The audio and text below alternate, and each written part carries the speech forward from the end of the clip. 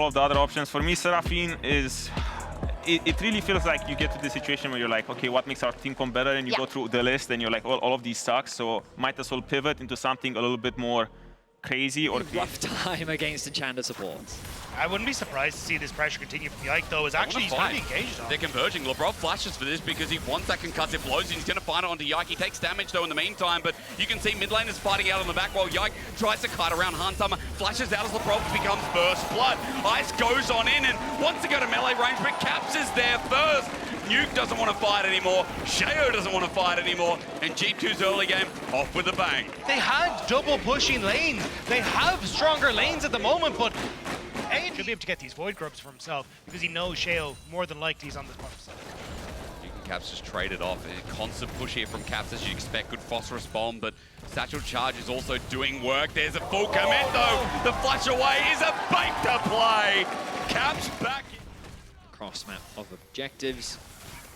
Daisy doing a great job of tanking that up for Yike. Ultimately, at the very least, Sheo able to get something back. A player that do want to give a huge shout out, continues to have a great series.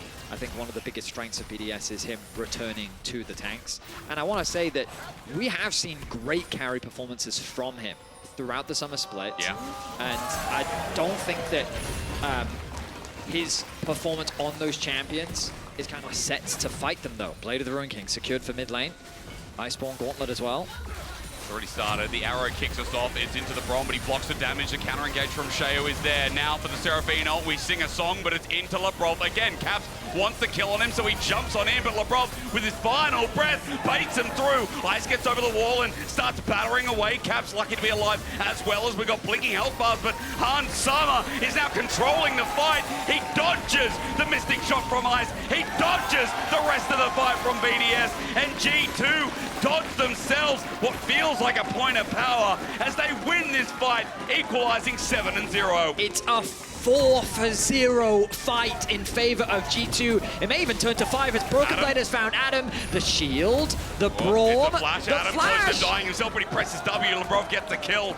It's one finally for BDS. Brazil can be happy to be represented. And with that spike also secured for Caps, it just went their way. Sheo in trouble. Redemption's coming down, but Caps is in. He's feeling himself this game, and G2 finally signs of life in this series. Hansama flies through as well, and Nuke gets slowed There's down. nothing that BDS can do.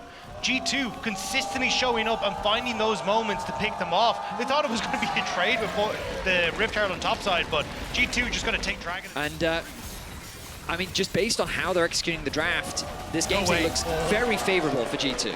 But I think it's BDS being like very clean and crisp on their execution. Like this, maybe Undertow comes through. Yike is behind him though, so I don't know if Adam can really 1v2. He sees him and says, nope, I'm getting out of there. The rocket jump is there. Here comes a redemption on top of that. Caps back up the full TP as well. Sheo also brought in the Thunder. A double flash on G2, but they're still so good in this fight. You can see Broken Blade zones them off, sends them packing. Lebrov over the wall, helps out for the time being. There's his ulti, is disengaged from Broken Blade, stops him in his tracks. Hansama now ready to fly as well. Ice doesn't have much matter to contribute. And big question, isn't it? Because Grubs are doing a bit of work. G2 with only one, but it's enough, especially with Tristana. Solaf again struggling to have input there, and I mean, we got to see what could be the closest fight between him and Caps in this game going on. Inatara going to be threatened. Caps will take this by himself with the Herald, and Hansama now pushing through mid. It's a complete map domination. And this series, like this was so crucial to finding those plays in the last game where they were just getting picks and finding moments against Caps, catching Hansama overextended. I think correctly identifying that, look, this Ash pick has been more away. Sheo just has to watch this go as top side. There's TP, Adam. He went deep for Broken Blade. He's got no turret to stand on, and so he has to turn onto Caps, onto Broken Blade. It doesn't matter. Adam is struggling to live this game, and this steal, let's get some objective bounty. But G2, they need to see Sheo, and Sheo is so far away. It's double fork. This is so quick. Adam, and goodbye. Adam, is he dead? The answer is yes. Redemption again.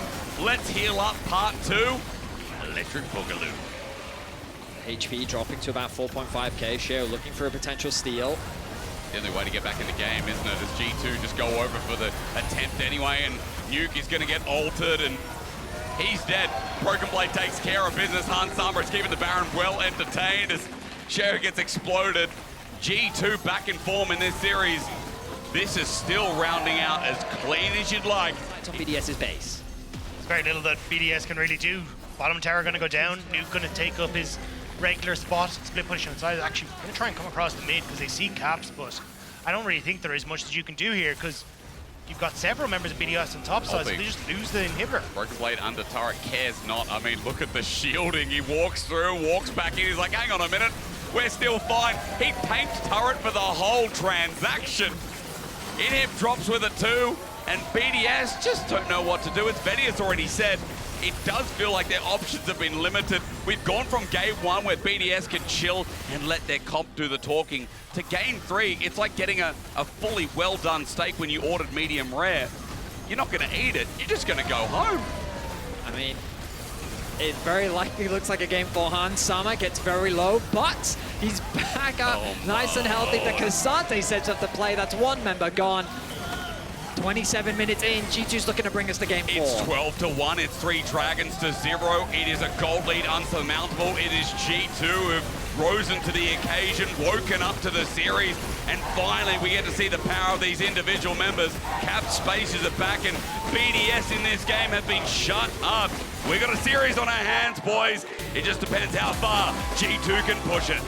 And it's G2